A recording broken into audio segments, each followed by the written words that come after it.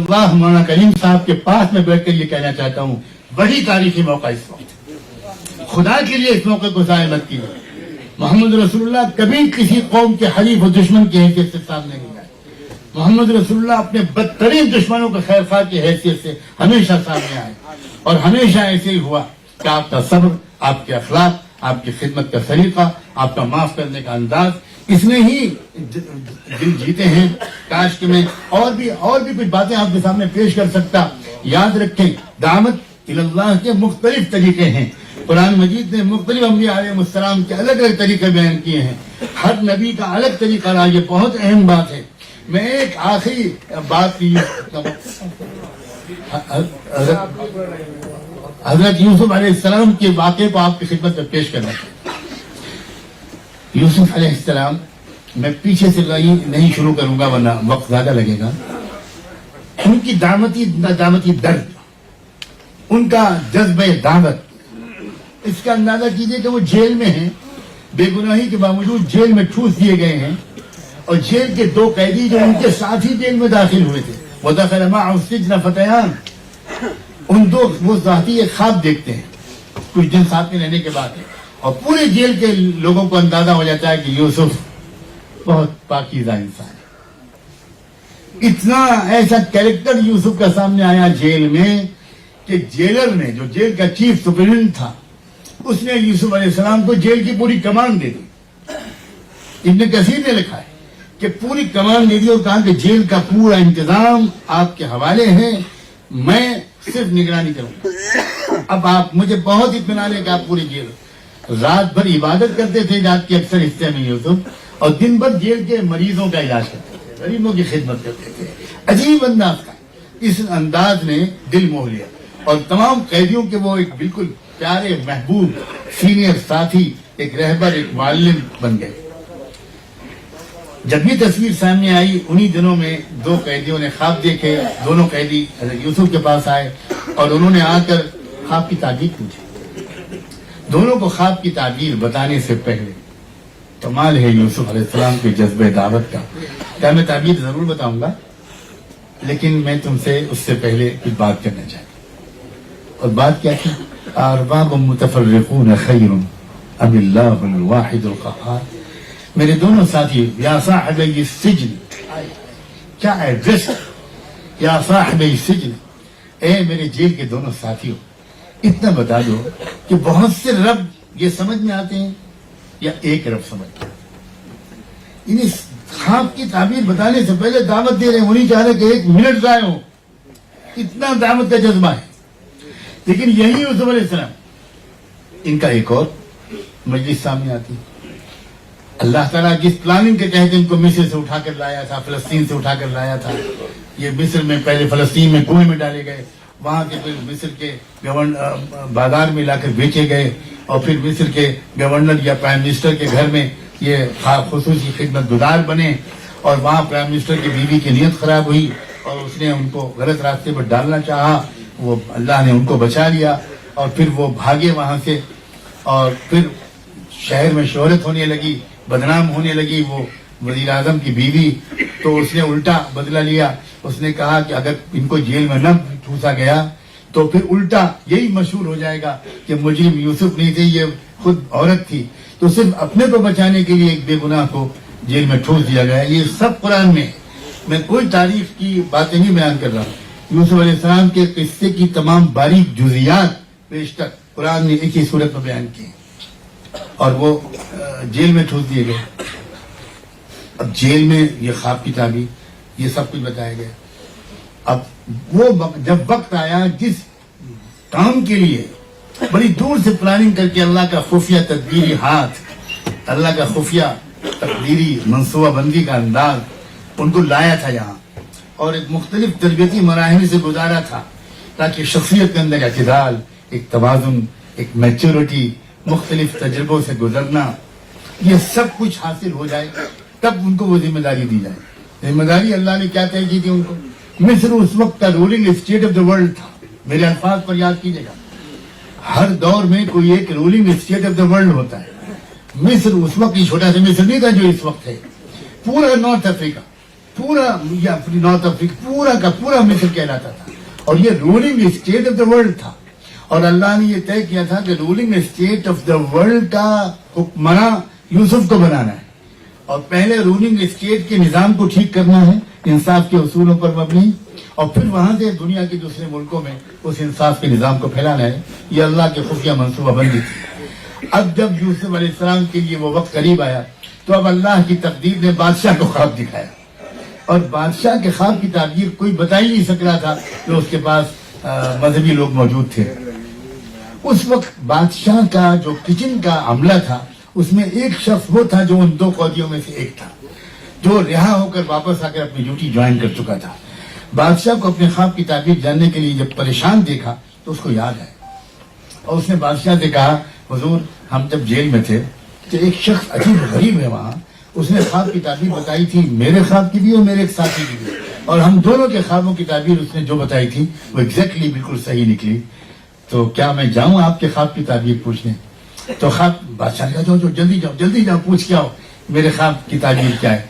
यह आया और इसने आकर यूसुफ अलैहिस्सलाम से जेल में मुलाकात की, ख्वाब की ताबीर पूछी तो यूसुफ अलैहिस्सलाम ने ख्वाब की ताबीर बताई कि भाई ये ख्वाब ये बता रहा है कि नेक्स्ट 14 ईयर्स, अगले 14 साल आपके इस मुल्क के लिए बहुत चैलेंजिंग है, क्योंकि 7 साल तो पैदावार होगी और 7 साल ड्रॉट रहेगा।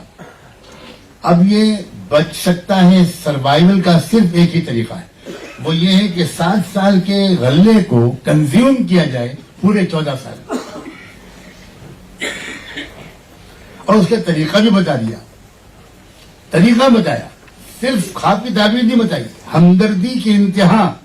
जिस हुकूमत ने यूसुफ अलैहिस्सलाम को बेगुनाही के बावजूद जेल में ठूस दिया, उस हुकूमत को और मुल्क को और कौम को क्राइसिस से बचाने के लिए सरापा हमदर्दी यूसुफ एक तजवीज पेश कर रहे हैं, एक मशवरा दे रहे हैं, और वो मशवरा ये है कि गल्ले के दानों को बारियों के अंदर से न निकाला जाए, साल भर की जरूरत कितनी है इसका सर्वे किया जाए, और साल भर में जितनी मुल्क के शहरियों को गल्ले की जरूरत है उतने ही दाने बालियों के अंदर से निकाले जाएं, बाकी वैसे ही महफूज रखे जाएं, वरना कीड़े लग जाएंगे, गल्ला खराब हो जाएगा।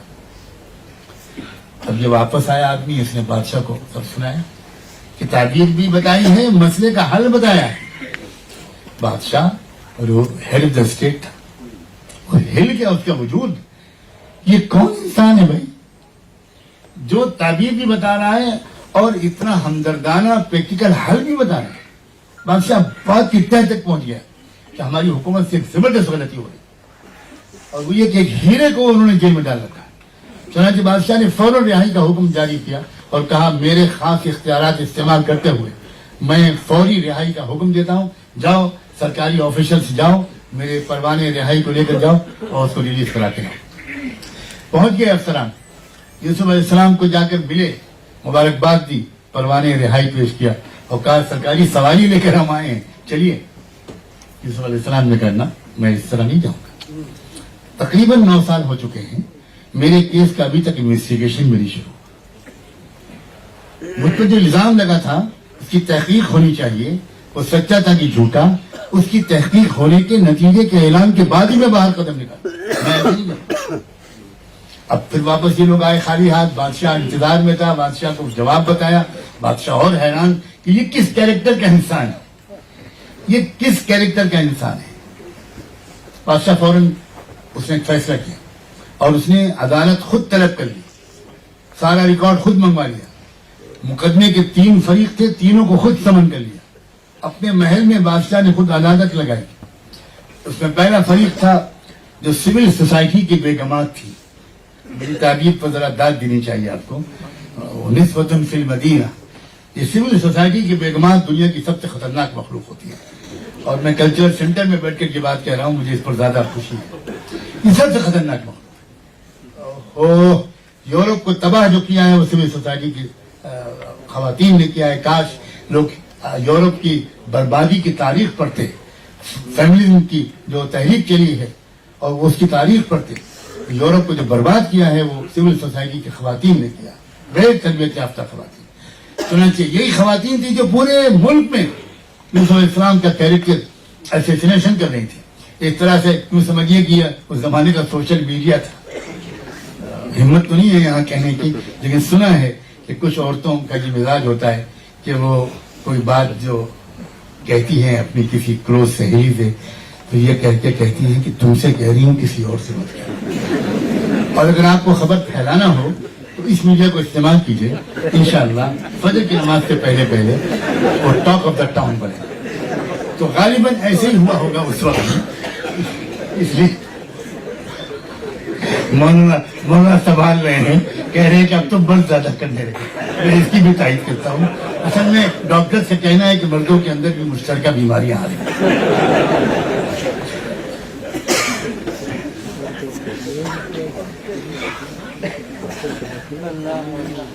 سب سے پہلے اس نے بیگمات کو طرف کیا اور بیگمات سے کہا کہ اپنا اسٹیٹمنٹ دو، سچائی کیا ہے. 8-9 سال پہلے کیا واقعہ پیش ہے. بیگمات نے بادشاہ کے تیور دیکھے اور کھڑے ہو کر اعتراف اقبال جرم کیا. ہم سب نے جھوٹ بولا تھا، یوسف بالکل پاک دامن ہے، ہم اقرار اقبال جرم کرتے ہیں. ان کی باری گئی. اس کے بعد بلایا گیا خود اس لیڈی کو جو فرسٹ لیڈی تھی بظاہر، یا پرائم منسٹر کی بیوی تھی، عزیز مصر کی بیوی، تو جس نے اصل میں یہ سارا کھیل کھیلا تھا، اس کو بلایا گیا. اس سے پوچھا گیا تمہارا اسٹیٹمنٹ کیا ہے. اس نے بھی صاف صاف کہہ دیا اقبال جرم انا راودتہ عن نفسی، میں اقبال جرم کرتی ہوں کہ میں نے یوسف کو بہکانے کی کوشش کی تھی. یوسف بالکل پاک دامن، میں کامیاب نہیں ہو پائی. ٹھیک ہے، تمہارا اسٹیٹمنٹ بھی گیا. اب بچے تھے یوسف علیہ السلام، ان کو بھی موقع دیا گیا، کیا تم کو کچھ کہنا ہو کہو. تو یوسف علیہ السلام نے کیا کہا؟ فرمایا ذالک لیعلم انی لم اخنہ بالغیب وان اللہ لا یہدی کید الخائنین.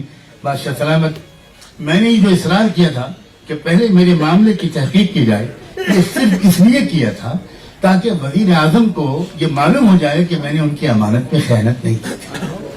اور دوسرا مقصد میرا ایک اور تھا کہ یہ میسج عام ہو جائے پورے ملک میں کہ سازشوں کو اللہ بالآخر ناکام کر کے رہتا ہے.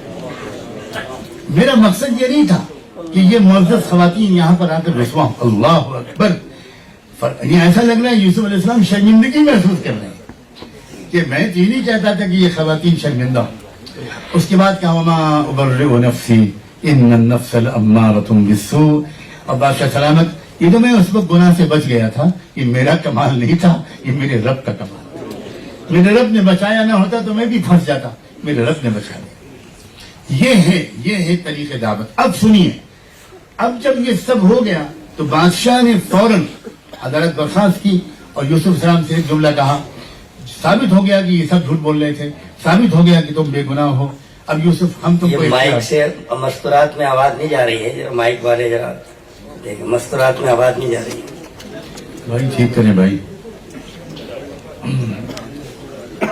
جب یہ مقدمے کی سماعت مکمل ہو گئی اور یہ ثابت ہو گیا تو بادشاہ نے یوسف سے کہا کہ اب آپ کو اختیار ہے، آپ چاہیں تو معاف کر دیں ان کو اور آپ چاہیں تو سزا دی جائے. یوسف علیہ السلام نے کہا کہ نہیں، بالکل میں سزا نہیں چاہتا ہوں، تو معاف کر چکا ہوں. عدالت برخاست ہو گئی، بادشاہ اٹھ گئے. اٹھتے اٹھتے بادشاہ نے گجب آرڈر کیا، قرآن نے نقل کیا. بادشاہ نے کہا ائتونی بہ استخلصہ لنفسی، میرے دربار خاص میں وہ جگہ جہاں میں 1 to 1 بات کرتا ہوں، اس بندے یوسف کو وہاں میرے پاس لاؤ، میں ان سے تنہائی میں کچھ بات کرنا چاہتا ہوں. وہاں بلا کر کیا کہا انک اليوم لدینا مکین امین. یوسف، پورے ملک میں، پورے اسٹیٹ میں، پوری فیملی اور خاندان میں سب سے زیادہ با اختیار حکمراں آج سے تم ہو، اور سب سے زیادہ میرے لیے قابل اعتماد تم ہو. نہ مجھے اپنی کابینہ پر اعتماد ہے، نہ مجھے اپنے افسروں پر اعتماد ہے. تم سنبھالو اس اسٹیٹ کو، آج سے تمہارا حکم چلے گا. صرف اتنی بات ہے، سکے پر میرا نام رہے گا، میرا تخت تھوڑا تمہارے تخت سے اونچا رہے گا، بس باقی حکمراں تم. یوسف علیہ السلام نے جواب میں کیا کہا؟ نوجوانوں خاص طور پر سنو. یوسف علیہ السلام نے کہا اجعلنی علی خزائن الارض انی حفیظ علیم. سارے محکموں کی ذمہ داری بادشاہ سلامت آپ میرے حوالے نہ کریں. یہ جو کرائسس کی جڑ ہے، فوڈ کرائسس، جس سے ڈر ہے کہ ملک میں لاکھوں لوگ بھوک سے مریں گے، تو اس کی ذمہ داری آپ مجھے دے دیجئے. بس اس شعبے کی ذمہ داری میں سنبھالوں گا. بادشاہ نے کہا ٹھیک ہے فی الحال یہی صحیح. اس کے بعد کیا ہوا؟ اللہ اکبر. تاریخ پڑھیے, انگریزوں اور امریکنز کی لکھی ہوئی تاریخ پڑھیے. پوری دنیا میں پہلی مرتبہ ایک ایک گھر کا سروے یوسف علیہ السلام نے شروع کرایا. پہلی مرتبہ پبلک ڈسٹریبیوشن سسٹم اور راشننگ کا نظام پوری دنیا تسلیم کرتی ہے. اس کو سب سے پہلے شروع کرنے والے یوسف علیہ السلام. پورے ملک کا دورہ کیا. اس وقت مصر کے 7 صوبے تھے, اس میں انہوں نے خود دورہ کیا سرکاری افسروں کے ساتھ. ہر گھر کا سروے کروایا, ہر گھر میں کتنے لوگ ہیں, کتنے غلے کی ضرورت پڑے گی سال تک, نہ ایک دانہ زیادہ جائے گا نہ ایک دانہ کم. یہ پورا کرانے کے بعد آپ نے کس طرح پورے ملک میں سب کچھ کیا, اور ایسا ملک میں بہار آئی. اور صرف ملک میں نہیں, دوسرے ملکوں سے لوگ آنے لگے وہاں غلہ لینے کے لیے. قرآن میں اس کا بھی تذکرہ ہے. اب آخر میں صرف ایک بات کہہ کے میں کنکلوڈ کروں گا. سوال یہ پیدا ہوتا ہے, جیل میں قیدیوں کو تو آپ نے خواب کی تعبیر بتانے سے پہلے اسلام کی دعوت دے دی, اتنی جلدی تھی آپ کو. اور یہاں بادشاہ سلامت آپ کو تنہائی میں آپ سے گفتگو کر رہے ہیں, آپ کی خوشامد کر رہے ہیں, حکومت آپ کے حوالے کر رہے ہیں, اور آپ ان کو ایمان کی دعوت نہیں دے رہے. کیا قصہ ہے بھائی؟ وہ تو ایک عام آدمی تھا قیدی, یہاں بادشاہ اگر ایمان لے آتا تو شاید بہت آسانی سے پوری قوم لے آتی. یہ ہے نبیوں کے طریقے دعوت پر تدبر. اس وقت یوسف علیہ السلام نے اللہ کی رہنمائی میں بالکل یہ سمجھا اور صحیح سمجھا کہ اس وقت بادشاہ کے دماغ پر جو ٹینشن ہے وہ ہے اپنے ملک اور قوم کو اس فوڈ کرائسس سے بچانے کا. جو چیلنج ہے ملک کے سامنے, یوسف علیہ السلام نے ایک لانگ ٹرم پلاننگ کی. اگر میں ملک کو ان مسائل سے نکال دوں گا, اس کرائسس سے بچا لوں گا, تو ملک پورا کا پورا ایمان میں آ جائے گا. اور تاریخ اٹھا کر دیکھیے 40 سال کے اندر اس پورے ملک میں ایک بھی غیر مسلم نہیں رہا, ایک بھی غیر مسلم نہیں رہا, ایک بھی غیر مسلم نہیں رہا. عوام کے اندر, بوڑھوں جوانوں سب کے اندر کہیں بھائی یہ کون فرشتہ ہے بھائی, یہ کتنا انصاف کرتا ہے, یہ کتنا پیارا انسان ہے, اس نے پورے ملک کا آرڈر ٹھیک کر دیا, پورے ملک کا آرڈر بدل دیا, پورے ملک کا سسٹم بدل دیا, پورے ملک سے کرپشن کو ختم کر دیا, پورے ملک سے ایکسپلائٹیشن کو ختم کر دیا, اتنی بڑی مصیبت سے ہم کو بچا لیا. تو جواب میں کیا کہا جاتا تھا؟ صرف یہ کہا جاتا تھا کہ ابراہیم, اسماعیل اور اسحاق اور یعقوب جو ایک پاکیزہ تہذیب لے کر آئے تھے, بس میں تو اس پر عمل کرنے کی کوشش کر رہا ہوں. اس میں سارے انسانوں کی خدمت ایک رکن کی حیثیت سے تھی. یہ میرا فرض ہے جو میں ادا کر رہا ہوں, کوئی احسان نہیں کر رہا ہوں. بس